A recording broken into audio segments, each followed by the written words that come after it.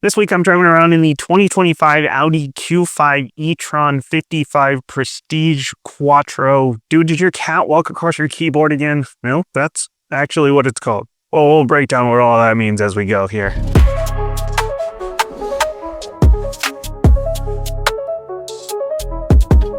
The Q4 is built on the MEB platform, which it shares with the Volkswagen ID 3, 4, 5, 6, 7, and you guessed it, Buzz. Now, note that this is a different platform than the Q8 and then the Q6. The Q6 is going to be on the latest and greatest, the PPE platform. The Q8 is on the outgoing MLB Evo platform. The Q4 received a powertrain update in the middle of the 2024 model year. The 55 replaces the Q4 50 from the beginning of last year. So bigger number, more power, more range. Easy enough. I don't know why I'm standing here. There's no engine in here. There's not even a frunk.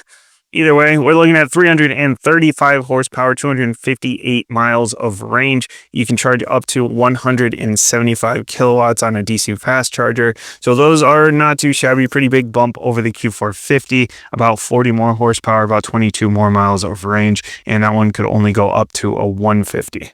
So if you find yourself at a DC fast charger, you're looking at about 28 minutes to get you from 10 to 80%. Not too shabby.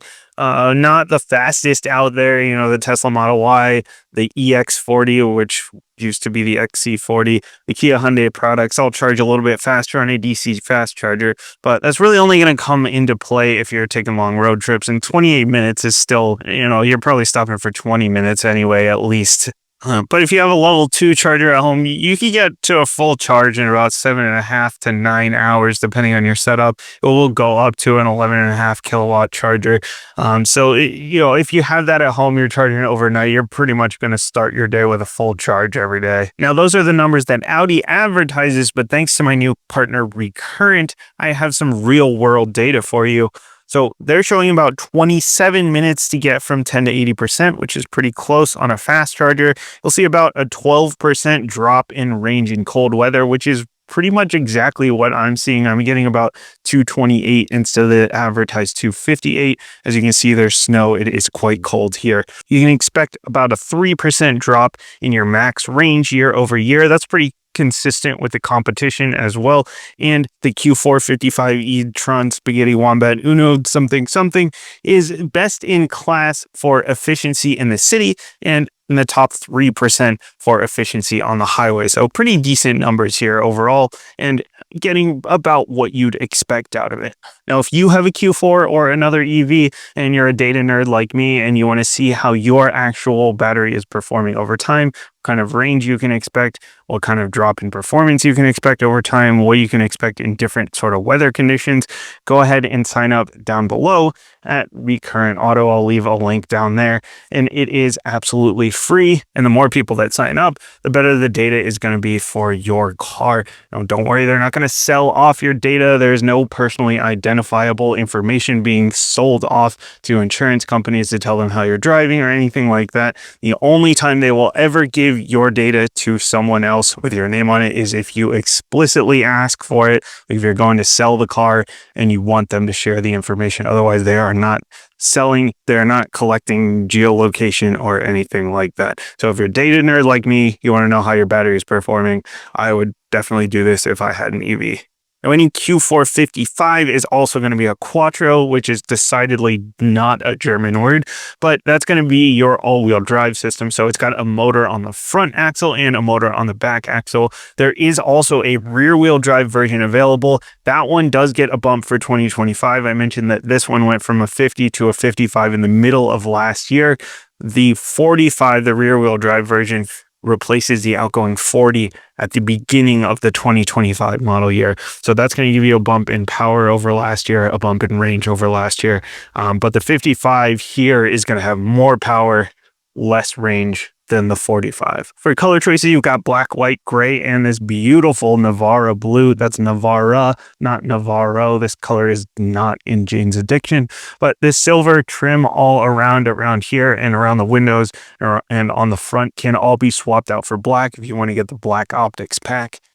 It really has a nice, classy, clean look overall, especially in this blue. The nose does look a little bit stunted here, but as an overall feel here, especially compared to its little cousin, the VW ID4, definitely looks very classy, really nice design to it. As with a lot of EVs and luxury cars as well, nice long wheelbase to help out with that ride quality. Size-wise here, we're a little smaller than an EQB, a little bigger than an EQA, though we don't get that one here in the States. Quite a bit bigger than an EX40, which used to be an XC40 from Volvo. It's actually a little bit smaller than a Q5 from the exterior dimensions, but inside you get about the same room. But we'll talk about that a little bit more on the interior.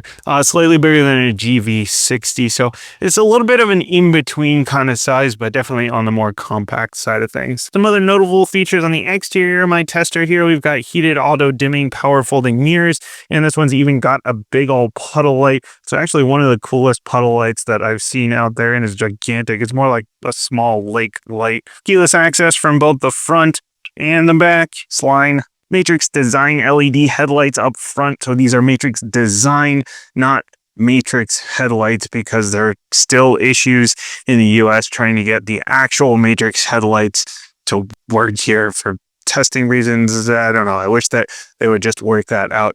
But they're Matrix Design, so they have all the little LEDs in there. They just can't quite bend around everyone like they're supposed to, like you can get in other markets. But though they do cool animations when you start it up if you want. You have 4 different animations you can choose from.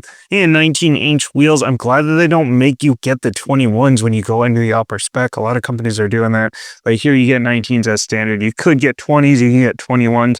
Or if you get the sport package, there's an alternate 21 as well. I'm not a big fan of this wheel design, but I really do like that other 21-inch wheel on the sport. But again, then you're 21, so you kind of lose out on some of your ride quality there. But either way, you get all seasons and you get wider tires in the back. You get a staggered setup since this does have a rear biased all-wheel drive system. And I'm glad they left this design up front around the brass knuckles. My brain can't handle EVs with no grills in them, so at least this kind of looks like a grill. Note this little cutout up here is for your headlight washers.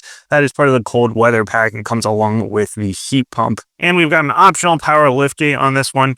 I know we're at entry-level luxury, but it seems like a power liftgate should probably be standard. But it does have kick to open, and it's actually one of the easiest kick to opens that I've come across. Just about 25 cubic feet of space back here. It's pretty on par with the Q5. As I mentioned, that one is a bigger car, but this one still has about the same amount of space because it's just a little bit more efficiently packaged. You don't have to worry about all that internal combustion junk. A little bit of space down on the sides. There is a 12 volt. There's even more space down underneath here where I've been keeping the charger, and then some tools down underneath. We've got a 40-20-40 split on the seats if you do need more room. Instructions on how to kick under the car. These back seats are quite roomy. I mentioned that the Q5 is about 4 inches longer. You technically lose a little bit less than an inch back here in terms of legroom, but I feel like I have tons of space. I'm only 5'7". I fit in most things, but I don't usually have like a whole 1.5 feet of space in front of me. You're going to have no problems with forward-facing seats. You should have no problems with rear-facing seats unless you're really super tall. Plus, there's no transmission tunnel coming through the back here, so you do have a flat floor all the way across. Not a ton of creature comforts back here with the Q4 being entry-level. No heated seats, no window blinders, anything like that. You do have the fold-down armrest here with cup holders. You've got your own vents back here as well with your own temperature control, a couple of USB-Cs, and a 12 volt. Plus, this Pano sunroof is massive. It goes all the way back here, plenty big enough for the back passengers to enjoy. Front seats are heated as standard, but no ventilation, unfortunately. But they are power adjustable and quite comfortable. Adjustments are minimal, but at least there is lumbar support. This one being the Prestige, it's got some additional features like memory seats, power adjustable passenger seat, auto dimming mirror with home link in it. It's even got the little compass up there, heated steering wheel, wireless charger down here that'll clip in. That thing's not going anywhere. And a Sonos 3D sound system that's quite good. The leather all around and the wood trim give the interior a classy feel, and I'm a big fan of this textured dash. But the glossy black plastic everywhere makes me think the budget ran dry. Even worse are these steering wheel controls. I swear the luxury automakers have the worst steering wheel controls nowadays. At least these paddle shifters aren't glossy black. Those are for your regen braking, not for shifting gears. Since the technology package is standard now, you'll get a fully digital gauge cluster packed with information. There's a slight learning curve here when it comes to cycling through the different views, gauge types, and information, but it gets the job done. That now standard package also includes this big infotainment screen with satellite nav.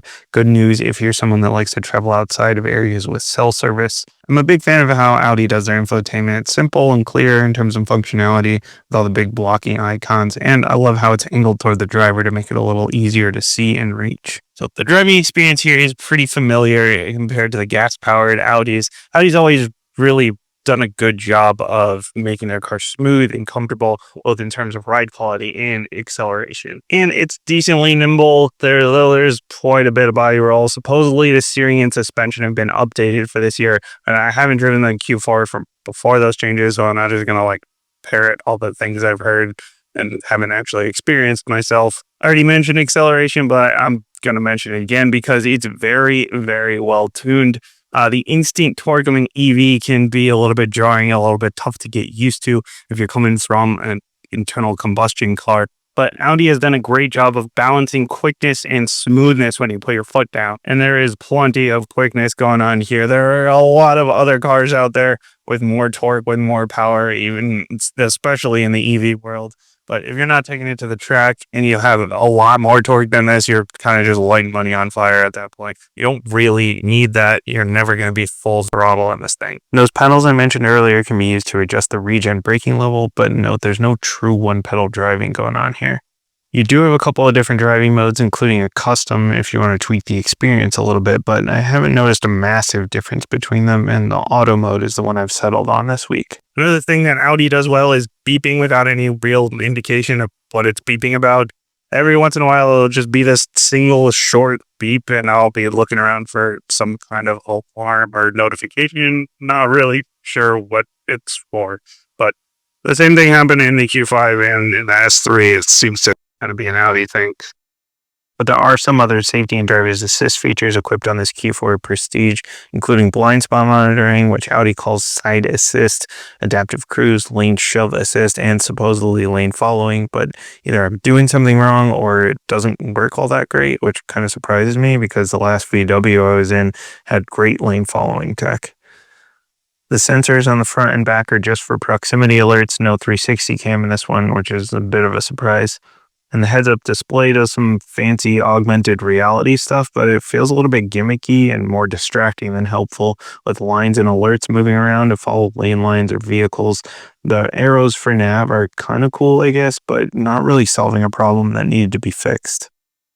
Note that nav function only works if you're using the onboard system. For Android Auto, you won't see the directions in the heads-up display, but you'll still get everything down in your instrument cluster, including the lane designations. Overall, the Q4 is quite a nice vehicle to live with. Now, if you go on a lot of long road trips or otherwise find yourself at charging stations quite often, especially the DC fast chargers, then there are other vehicles out there that are going to get you back on the road quicker. But this is plenty comfortable, it's plenty quick, and it has plenty of range to be a daily runabout, especially if you have a level 2 charger at home. And while the interior has quite a mature feeling and great materials, over about 75% of it, the large swaths of glossy black plastic and the cheap steering wheel buttons are quite a turnoff. I'm quite torn on this one, primarily because of some of those interior choices. As always, let me know what you think down in the comments below. Thanks for watching, and I will see you next time.